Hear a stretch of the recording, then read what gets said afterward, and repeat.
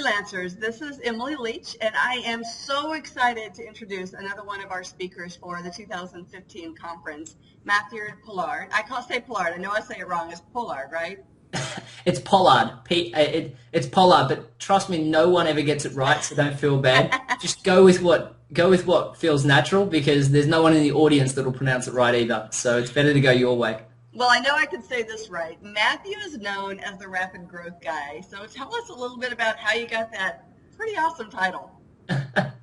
So predominantly when I first started growing businesses, I had a guy in the audience of one of my training sessions that said, "You're just a little bit of a rapid growth guy, aren't you?" And the name really just stuck. Yeah. But the truth is that it sums up in a lot of ways what I do, because predominantly I work on helping businesses make their life easier.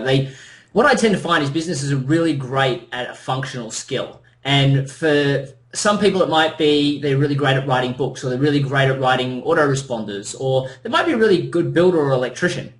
And the truth is that they spent 10, 20, 30 years honing that skill. But the truth is they also do a lot of other things as well.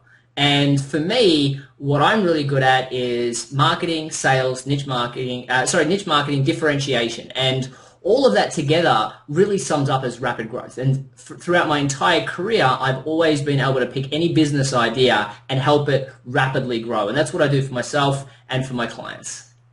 So that's pretty awesome. And I can see absolutely how it relates to what we would consider a regular business, employees and the whole 9 yards. How does that relate to a freelancer, where a lot of times it's me, myself, and I, and it'd be a little bit more of me?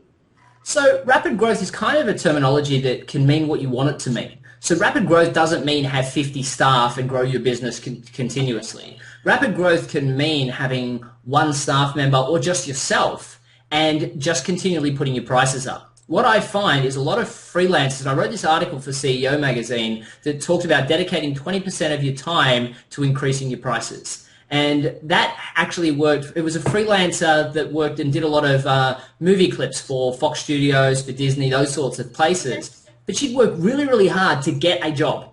And then she'd work really, really hard to finish that job.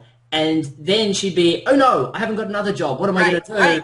And then all of a sudden she'd be discounting her prices because she hadn't got the next client and she was desperate for the next client. Yep. Now, the truth is that she would always suggest to the client, when they said, "How long will the job take?" she would say something like 3 or 4 weeks. Now, let's say she said 4. The client didn't care whether the job came in at 4 weeks or whether it came in at 5. She would just say how long it would take based on how actual physical time it would take to get the job done. Okay. But the truth is that if she had have said 5, she could have dedicated 1 day a week over that period just focusing on her marketing and getting that next client. Because it takes time for people to look at a tender and decide whether or not that's the right thing for them. So if she had have done that instead, then when she got to the 5th week, she would probably already have another client lined up. And this was the terminology that I spoke to her about. And she said, yeah, Matt, I get that, but my clients don't work that way. And I said, well, look, let's just test the market and see what happens. Well, the truth is that the customer didn't care.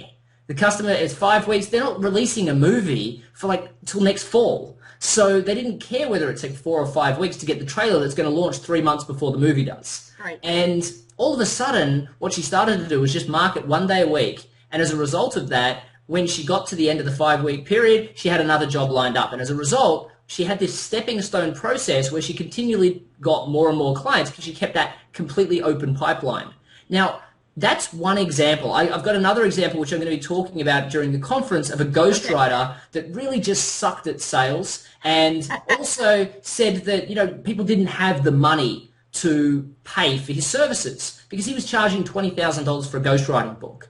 And within less than 12 months, he's now charging $50,000 for a ghostwriting book. He used to earn, I think when he called me, he earned $12,000 for the year and $27,000 for the year before.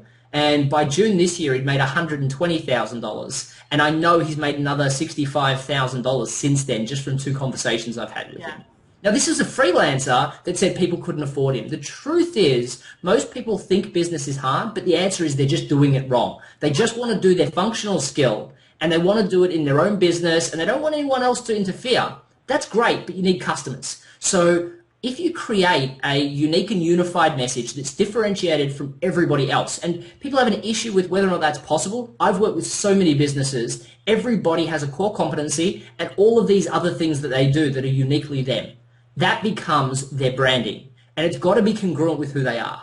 And then we're going to be talking about in the conference how to target it to a niche and then create a sales system so you don't have to be that hardcore salesperson. I hate selling. I don't sell. And especially around that terminology of closing, that's not who I am at all. But the real truth is I never need to, though. Right. So, and you shouldn't need to. Yeah, and I do. I'm amazed sometimes when I talk to freelancers. They're like, well, I don't know how to ask for the money. I said, well, why do you ever have to ask?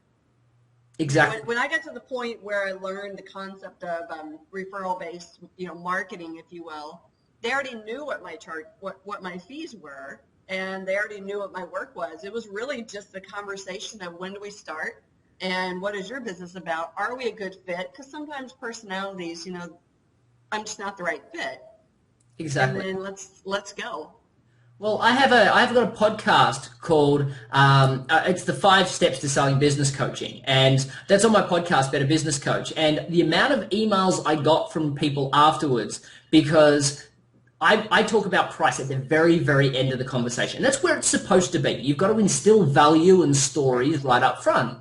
And I got so many emails saying that really helped them because they have a customer ask them, what's the price? From almost step 2, like, hi, my name's Matt. Oh, okay, what's the price? And then they tell them the price, and the person's sitting there going, nope, that step doesn't sound like it's worth the money. Nope, that step doesn't sound like it's worth the money. And by the end, it's harder to sell. But by talking about all of the steps and all of the value and all of the stories of the clients you've helped, and then mentioning price, the client runs to go and get their credit card. When you say something like, now I just need to double check, do you have a driver's license? Great, go and get that. And they'll go and get it. They come back, you're filling out paperwork. No one asked, everyone just assumed. Life is so much simpler. Yeah, that's fantastic. I cannot wait to listen to your session at the conference. So last question, real quick, and I'll let you go. I know you're super busy. Yeah, sure. So why are you excited to speak at the Freelance Conference?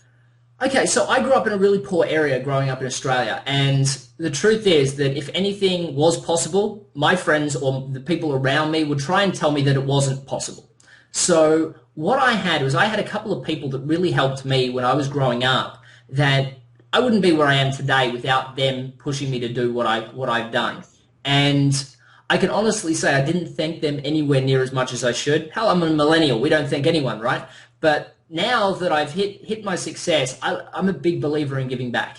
And I've got a lot of corporate clients, but the true value, the thing I love to do most is working with very small businesses, the solopreneur, if you like. And that's why I keep my prices to a point where it's still affordable for those, because I make enough money out of corporate, which makes it, it's a great balancing act. But the thing I love doing more than anything is I love unfreezing people that think business is hard to the principles that make business easy. And getting up in a room, I've created rapid growth under 5 multi-million-dollar businesses just for myself. And that for me is like ecstasy. However, when I get into a room of people that think business is hard and I can help them transition to, oh, I've just been doing it wrong, and they leave energized, that's like 100 people worth of ecstasy. It's fantastic, and that's why I love doing it. I know what you mean. Well, again, super excited to have you at the conference. So if you haven't got your ticket yet, it is October 28th, 2015. Go to www.freelanceconference.com, grab your ticket, and we will see you in a few weeks. Great.